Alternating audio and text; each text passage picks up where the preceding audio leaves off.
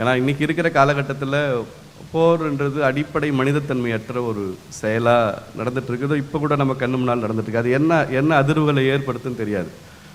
நம்ம பார்த்ததில், நம்ம கேட்டதில், நம்ம படித்ததில் போர்னா கூட ஒரு அடிப்படை அறம் இருக்குது.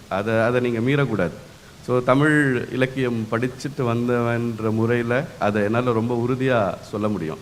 ஏன்னா ஒரு போர் வந்ததுன்னா நீங்கள் குழந்தைகளை அப்புறப்படுத்தணும், பெண்களை அப்புறப்படுத்தணும், நோயாளிகளை அப்புறப்படுத்தணும், அப்புறம் ஆடு மாடுகளை அப்புறப்படுத்தணும். இதெல்லாம் அப்புறப்படுத்தின பிறகு தான் நீங்கள் போரை அறிவிக்கவே முடியும். இதுதான் நம்ம பார்த்த இது. ஆனால் இன்றைக்கி பாருங்கள், ஒரு சுற்றுலா தலம் நமக்கு இங்கே பாதுகாப்பு இல்லை. அது ரொம்ப ரொம்ப கொடூரம் அப்படின்னா, அதை விட பெரிய தொண்டை அடைக்கிற துயரம் என்னென்னா, மருத்துவத்திற்கு வந்த ஒரு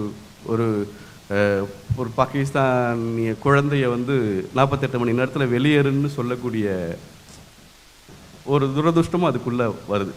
ஒரு விளைவு இன்னொரு விளைவை ஏற்படுத்துறது இருக்கு இல்லையா? ஸோ இந்த பின்னணி இதெல்லாம் நம்ம பேசுகிறப்பவே அதுக்குள்ளே ஒரு இது வந்துடும். நான் இதை பத்திரிக்கையாளராக இருந்தப்போ இந்த போர் ஏற்படுத்துகிற பாதிப்புகள் குறித்து ஒரு தொடர் ஒன்று எழுதினேன். அதில் ஒரே ஒரு விஷயம் மட்டும் சொல்கிறேன். அப்படியான பின்னணியிலிருந்து வர ஒரு குடும்பத்தை பற்றின ஒரு கதை அப்படிங்கிற அறிமுகத்துக்காக தான் அது. ஸோ ராமேஸ்வரத்துலேருந்து இதிலேருந்து இலங்கையிலேருந்து அகதிகள் வந்துக்கிட்டு இருக்காங்க, போருடைய கடைசி கட்டம் அப்படிங்கிறப்போ அந்த அகதிகள் வர்ற அந்த மொமெண்ட்டை எப்படியாவது நல்லா அந்த வழியோட பதிவு பண்ணணுன்றதால நானும் ஃபோட்டோகிராஃபரும் ராமேஸ்வரத்துக்கு ரொம்ப அதிகாலையில் வெளிச்சம் வரத்துக்கு முன்னால் போயிட்டோம்.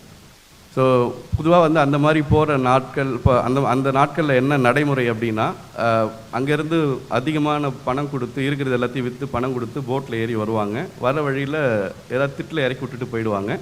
அதுக்கப்புறம் வேறு ஏதாவது தமிழக மீனவர்கள் பார்ப்பாங்க. பார்த்துட்டு இந்த மாதிரி வந்திருக்காங்கன்னு சொல்லி இங்கே இருக்கிற குடியுரிமை அதிகாரிகளுக்கு சொல்லணும். நேவி ஹெலிகாப்டர் தினம் காலையில் ஒரு ரவுண்ட்ஸ் போகும் இந்த இதில். அது ரொம்ப தாழ பறந்து போகும். ஏன்னா ஏதாவது திட்டில் இறக்கி விட்ருக்காங்களான்னு பார்த்துட்டு வரதுக்கு. இது நடைமுறை. ஸோ இந்த ப்ரிப்பரேஷன்லாம் நடந்துக்கிட்டே இருக்குது. இப்படி நடந்துட்டு இருக்கிற இந்த நேரத்தில்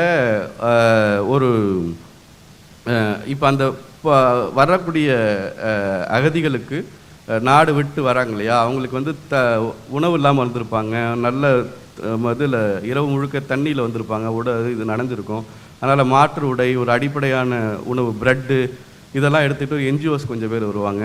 இந்த தாசில்தார் இவங்கெல்லாம், அந்த ரெவின்யூ ஆஃபீஸர்ஸ் அவங்க கொஞ்சம் பேர் வருவாங்க கணக்கு எடுக்கிறதுக்கு. இப்படின்னு இதெல்லாம் வர்றப்பவே அகதிகள் வந்திருக்காங்கங்கிறது புரிஞ்சிருச்சு. ஸோ வருது. அதே மாதிரி நேவி ப்ரிப்ரேஷன் நடக்குது. ஸோ ஹெலிகாப்டருடைய சத்தம் எல்லாம் கேட்க ஆரம்பிக்குது.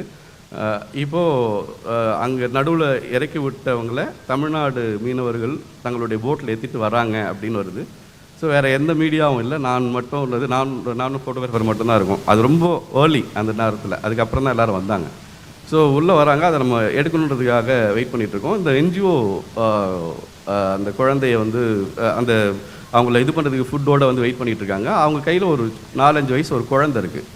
அந்த குழந்தைக்கு இது எல்லாமே அதெல்லாம் பார்த்துட்டு அது ரொம்ப ஹாப்பியாக வித்தியாசமாக பார்த்துக்கிட்டே இருக்குது, சிரிச்சிக்கிட்டு இருக்குது. அந்த ஹெலிகாப்டர் சத்தம் வர்றப்பெல்லாம் அதுக்குள்ளே ஒரு சந்தோஷம் வரும். அப்படியே கைத்தட்டி, அது ரொம்ப கிட்ட வேறு பறக்கும் இல்லையா? ஸோ அதனால் அதை பார்த்து ரொம்ப சந்தோஷமாக இருந்துட்டு இருந்தது. இப்போ அந்த உள்ளேருந்து வராங்க. வர்றப்போ நாங்கள் ஃபோட்டோ எடுத்துகிட்ருக்கோம். அவங்களுக்குள்ள ஒரு நம்பிக்கை வருது. இந்த மண்ணில் முதல் காலடி எடுத்து வைக்கிறப்போ, ஏன்னா நம்பிக்கை இல்லாமல் ஒரு மண்ணிலேருந்து கிளம்புறாங்க. முதல் முறையாக இந்த மண்ணில் கால் எடுத்து வைக்கிறப்போ ஒரு நம்பிக்கை வருது. ஸோ இது எல்லாத்தையும் கவனிச்சுட்டு கொண்டு வரோம். அவங்க வராங்க.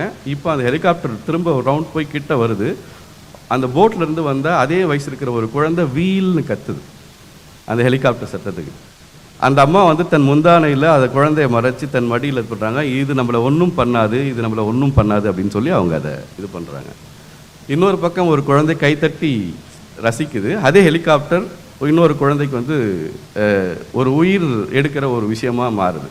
ஸோ போர் இந்த மாதிரியான அதிர்வு நம்ம நேராக பார்க்குற விஷயங்களால் அது ஏற்படுத்துகிற அடுத்தடுத்த தலைமுறைக்கான பாதிப்புகள் ரொம்ப அதிகம். அப்படியான பின்னணியிலிருந்து வர்ற ஒரு குடும்பத்தை வச்சுக்கிட்டு ரொம்ப ஜாலியாக ஒரு கதை சொல்லியிருக்காங்க. அதுதான் இந்த படத்தினுடைய இது. ஆனால் அந்த வலியை உணர முடிகிற மாதிரி பண்ணியிருக்கிறது தான் அந்த இயக்குனருடைய வெற்றி அப்படின்னு நினைக்கிறேன். பிளே ஸ்டோர் மற்றும் ஆப் ஸ்டோரில் இருந்து பாலிமர் செயலியை QR கோடு மூலம் பதிவிறக்கம் செய்யுங்கள். செய்திகளை உடனுக்குடன் பெறுங்கள்.